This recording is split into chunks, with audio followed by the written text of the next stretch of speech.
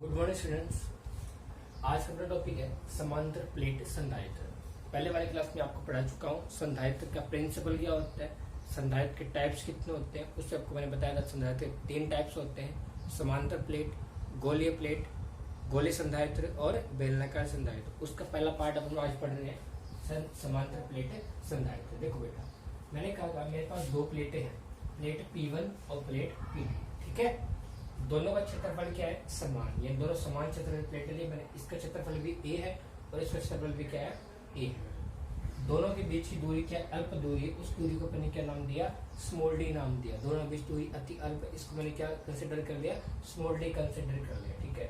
और सेम वही तरीका अपन इस प्लेट P1 पे करेंगे, चार्ज करवाएंगे किसी बैटरी की हेल्प से। इसमें कौन सा चार्ज आ जाएगा, प्लस क्यू चार्ज। ये चालक प्लेट है, तो चालक प्लेट में आवेश क्या आता है, इसके सरफेस में आता है, पृष्ठ पे आता है बेटा, अंदर नहीं रहता है।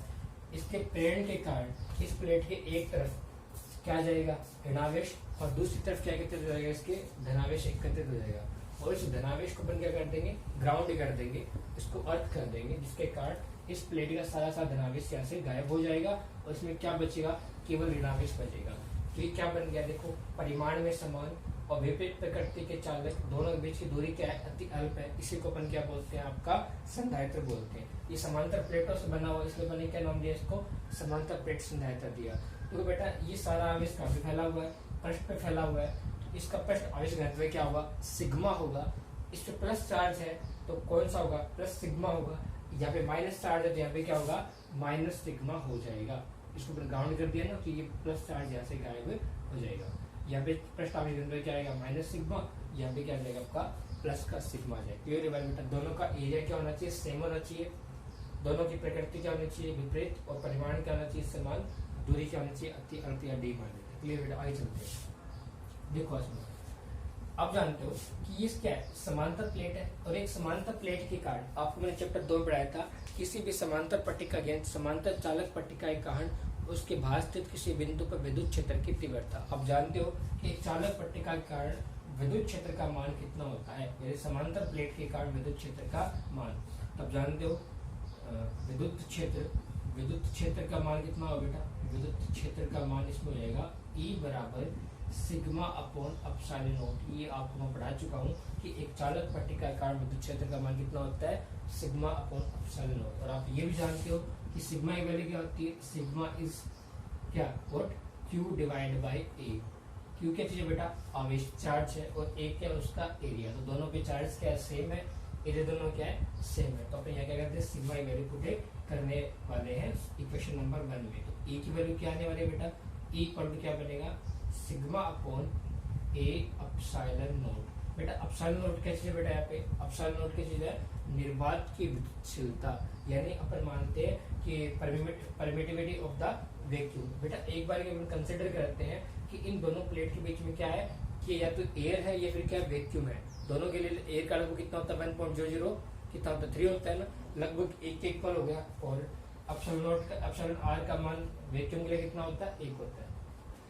तो कंसिडर करते हैं एक बार के लिए, इसमें क्या है, वैक्यूम बना हुआ है, इसलिए अपन ने क्या लिया, एप्सिलॉन नॉट लिया। क्वेश्चन नंबर क्या बन गया, आपकी 2 बन गई। चाहो तो लिख सकते हो कि एप्सिलॉन नॉट क्या चीज है, निर्वात की विद्युतशीलता, यानी परमिटिविटी ऑफ द वैक्यूम, निर्वात की विद्युतशीलता। क्लियर हुई। ये क्वेश्चन नंबर कितने आ गई, 2 हो गई। तो अब समांतर प्लेट संधारित्र पढ़ते हैं। संधारित्र क्या निकालते हैं, धारिता निकालते हैं। तो धारिता की परिभाषा से, धारिता की परिभाषा से, डेफिनेशन बाय द कैपेसिटेंस, परिभाषा से क्या बने बेटा, C equal to Q divide by V। Question number कितने आ गई, 3 बोल देते हैं। तो अपन क्या करेंगे बेटा, इस क्वेश्चन नंबर 2 से जो वैल्यू है, सॉरी ये किसकी वैल्यू है, E की वैल्यू है Q equal to Q upon A epsilon naught. Yes, C की वैल्यू कितनी आ गई, Q डिवाइड बाय V आ गई बेटा। ओके,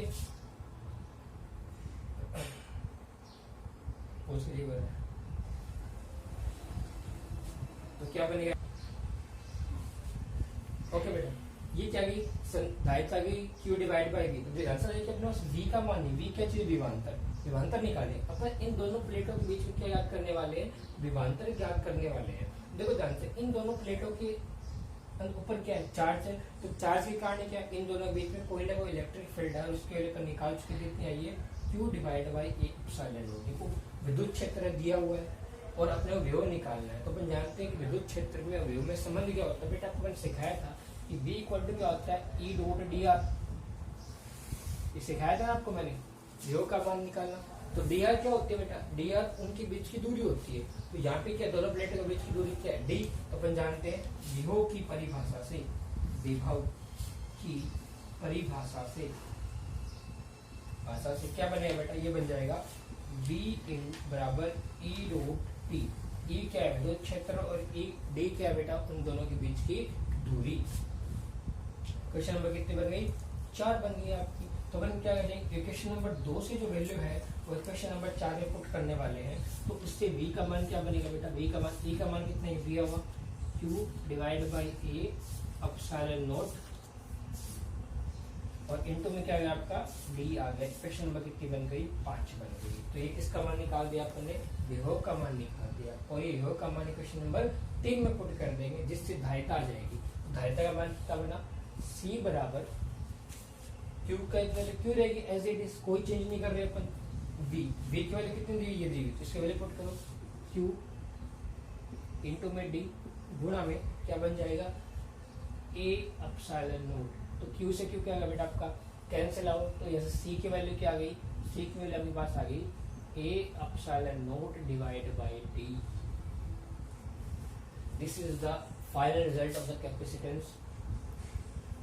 फॉर द समांतर प्लेट कैपेसिटर। देखो ध्यान से, यानी पैरेलल प्लेट कैपेसिटर हो गया। तो यहाँ से देखो अपन लिख सकते हैं कि C proportional to A area and also C inversely proportional to the D। यानी जो आपकी धारिता है वो आपके क्षेत्रफल के तो क्या है, समानुपाती है, और दोनों के बीच की दूरी क्या है, व्युत्क्रमानुपाती। यानी यदि प्लेटों के बीच की दूरी बढ़ेगी तो धारिता का मान क्या होगा बेटा आपका, घटेगा, धारिता का मान कम होगा। और जब प्लेटों का क्षेत्रफल बढ़ेगा, क्षेत्रफल बढ़ेगा तो क्या बढ़ेगा, चार्ज बढ़ेगा, और आवेश की मात्रा बढ़ती है तो आप जानते हो, और इजिली क्या बढ़ जाती है, उसकी धारिता बढ़ जाती है। धारिता का जो मान है उसके क्षेत्रफल को बढ़ा के बढ़ाया जा सकता है, और उसके मध्य जो दूरी है उसको कम करके भी बढ़ाया जा सकता है। दूरी बढ़ाएंगे धारिता क्या होगी, घटेगी, दूरी कम करें धारिता क्या होगी आपकी, बढ़ेगी। तो ये बेटा आपका क्या है, समांतर प्लेट संधारित्र के कारण धारिता का फॉर्मूला आ गया। कितना है इसकी वैल्यू बेटा, A epsilon not divide by D है। A क्या है क्षेत्रफल, D क्या है दोनों के बीच की दूरी, एप्सिलॉन नॉट क्या है दोनों की क्या है विद्युतशीलता, निर्वात विद्युतशीलता दी हुई है। आगे देखो बेटा, ये जो अपन इसकी बात की है वो किसके अंदर की है, निर्वात के अंदर की है। अपने कंसिडर किया स्टार्टिंग में कि दोनों प्लेटों के बीच में जब क्या हो, वैक्यूम हो, दोनों प्लेटों के बीच में क्या हो, जब निर्वात हो, उस समय विद्युतशीलता कितनी होगी, एप्सिलॉन नॉट होगी। लेकिन माध्यम की स्थिति में क्या होगी, देखो ध्यान से, इसी का पार्ट बेटा अपन लिख रहे हैं कि धारिता पर परावर्तनांक माध्यम का प्रभाव, धारिता पर माध्यम का प्रभाव, यानी माध्यम की स्थिति में धारिता पर क्या इफेक्ट पड़ेगा उधर से। उससे पहले आपको शायद याद हो तो अपन E का मान क्या निकाला बेटा, Q divide by A epsilon not. यानी विद्युत क्षेत्र का मान क्या है, ये होता है कब, निर्वात में। लेकिन यदि मैं क्या बोलूं कि अपने पास कोई माध्यम है, यानी इन प्लेटों के बीच में निर्वात नहीं, कोई माध्यम है, माध्यम कितना है आपका, एप्सिलॉन m है। तो माध्यम की स्थिति में विद्युत क्षेत्र क्या बनेगा, यानी EM माध्यम क्या बनेगा बेटा, Q divide by A epsilon m। और अपन जानते हैं बेटा कि एप्सिलॉन m इक्वल टू क्या होता है, epsilon not into epsilon r। तो EM का मान कितना आ जाएगा, EM का मान आ जाएगा Q divide by A epsilon not into epsilon r। ये मान किसका आ गया, ये मान आपका आ गया माध्यम की उपस्थिति के अंदर विद्युत क्षेत्र का मान आ गया। धारिता का मान क्या आएगा, जिस प्रकार यहाँ पे एप्सिलॉन m रखने पे ये epsilon m into epsilon not into epsilon r बन गया। उससे प्रकार धारिता में क्या चेंज होगा बेटा, धारिता आपकी बन जाएगी C बराबर A epsilon m divide by D, और एप्सिलॉन m की वैल्यू कितनी दी हुई है, दी हुई। धारिता का मान कितना बनेगा, A epsilon naught into epsilon R divide by क्या बनेगा डी। ठीक है, अब ध्यान से देखो बेटा, यदि इस एप्सिलॉन आर को छोड़ दिया जाए तो ये पार्ट क्या चीज आ गया, ये पार्ट आपके आ गई निर्वात की धारिता का मान आ गया। किसका मान आ गया, निर्वात की धारिता का मान आ गया। ठीक है, अब इन प्लेटों के बीच में अपन अलग अलग टाइप्स पढ़ेंगे कि इन प्लेटों के बीच में जब अलग अलग माध्यम स्थित हो तो माध्यम की स्थिति में धारिता में क्या इफेक्ट पड़ने वाला है वो अपन पढ़ने वाले हैं। ओके,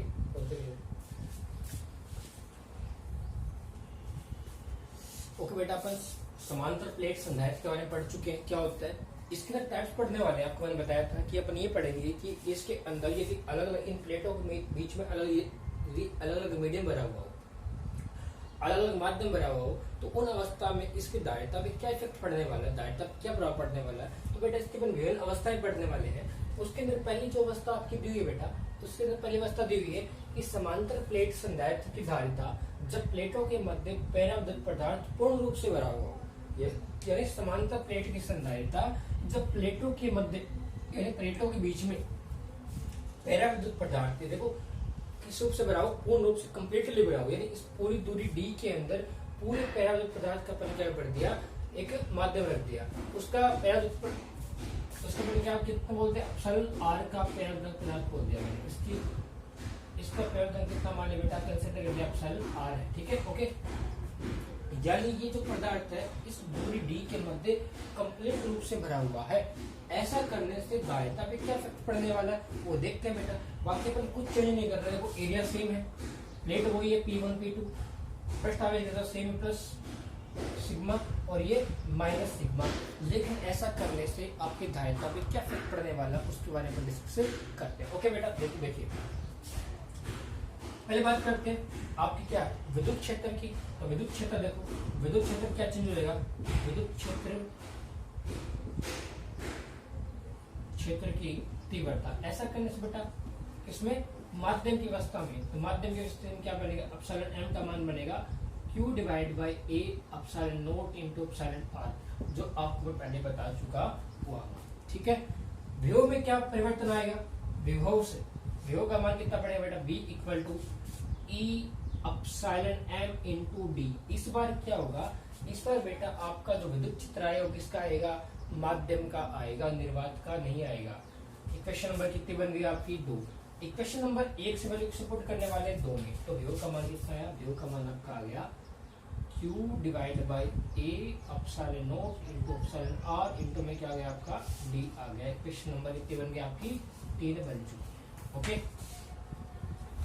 ये आ गया विभव का मान। अब अपन तो ये पढ़ने वाले हैं कि इस पदार्थ के भरे जाने से धारिता में क्या इफेक्ट पड़ने वाला है। तो अपन जानते हैं धारिता की परिभाषा क्या होती है। इस बार बेटा अपन धारिता पढ़ रहे किसमें पढ़ते हैं, निर्वात में। अपन जानते हैं कि निर्वात के अंदर धारिता क्या होती है, निर्वात में धारिता होती है आपकी A epsilon note divide by D, sorry Q divide by क्या होती है B, धारिता का मान। तो जैसे अपन क्या पुट करने वाले हैं, इसे V का मान पुट करेंगे, लेकिन इस बार ये तो किसका मान है, निर्वात का मान। अपन माध्यम की बात करते हैं एक बार के लिए, या माध्यम ले लेते बेटा। तो माध्यम की स्थिति में क्या बनेगा, C माध्यम बराबर Q डिवाइड बाय क्या दिया बेटा आपका B दिया हुआ है। तो V का मान इक्वेशन नंबर 3 में क्या, 3 से पुट कर दे इक्वेशन नंबर 4 में, इसको इक्वेशन नंबर 4 बोल देते हैं, और इक्वेशन नंबर 3 से मान पुट करेंगे 4 में। तो C माध्यम का मान, यानी माध्यम की अवस्था में धारिता में क्या फर्क पड़ेगा, माध्यम Q का तो Q रहेगा, और V का मान कितना है Q इंटू में D, और A epsilon naught into epsilon R। Q से Q क्या होगा आपका कैंसिल आउट। तो C माध्यम का मान कितना है बेटा, C माध्यम का मान आपके पास में आ गया A अपसाइलन नोट इंटू में divide by D into epsilon R। ये फाइनल इक्वेशन आ गया। और यदि मैं आपसे बोल दूं कि निर्वात की अवस्था में धारिता का मान कितना होता है, तो बेटा आप जानते हो कि निर्वात की अवस्था में, निर्वात में धारिता मान कितना होता है, A epsilon note divide by D। ये तो निर्वात में, वैक्यूम की अवस्था में धारिता कितनी होती है प्लेटों के मध्य, A epsilon note divide by D। ध्यान से देखो बेटा, ये इस अपसाइलन R को एक बार आप छोड़ दो तो ये पार्ट किसका बच गया, निर्वात वाला धारिता बच गया है ना। अपसाइलन R से क्या मल्टीप्लाई में, तो अपन ये भी लिख सकते हैं ना कि C माध्यम बराबर होगा C निर्वात इंटू में क्या बन जाएगा एप्सिलॉन आर। तो यहाँ से 2-3 चीजें इंपॉर्टेंट निकल गई बेटा। ये तो आपको मैं पहले बता चुका हूँ कि माध्यम की अवस्था में धारिता क्या होती है, ज्यादा होती है, और निर्वात की अवस्था में धारिता क्या होती है, कम होती है। हालांकि आपको सफल दिख भी रहा है कि माध्यम का मान क्या आ गया, सी निर्वात इंटू एप्सिलॉन आर, यानी माध्यम की अवस्था में धारिता का जो मान होता है वो निर्वात का कितना गुना होता है, एप्सिलॉन आर होता है। एप्सिलॉन आर का मान अलग अलग मीडियम में क्या होता है, अलग अलग होता है। इसकी वैल्यू ऑलवेज ग्रेटर देन क्या होती है 1, और वैक्यूम में इसकी वैल्यू कितनी होती है 1 होती है। ठीक है, देखो अपन ये बोल सकते हैं कि माध्यम की अवस्था के अंदर विभव क्या होगा, एप्सिलॉन आर गुणा कम हो जाएगा। यानी देखो एप्सिलॉन आर का मान बढ़ेगा, विभव में क्या हो रही है, कमी हो रही है। यानी कि माध्यम की अवस्था में एप्सिलॉन विभव का मान एप्सिलॉन आर गुणा घट जाएगा, और धारिता का जो मान है एप्सिलॉन आर गुणा क्या हो जाएगा, आपका बढ़ जाएगा। ओके बेटा, ये अपना टॉपिक क्या हुआ आज, इतना कंप्लीट हुआ। इसका सेकंड पार्ट जो है वो अपन कल पढ़ते हैं, क्या होता है और क्या नहीं होता है। तब तक के लिए स्टडी कंटिन्यू रखिए और घर पे पढ़ते रहिए।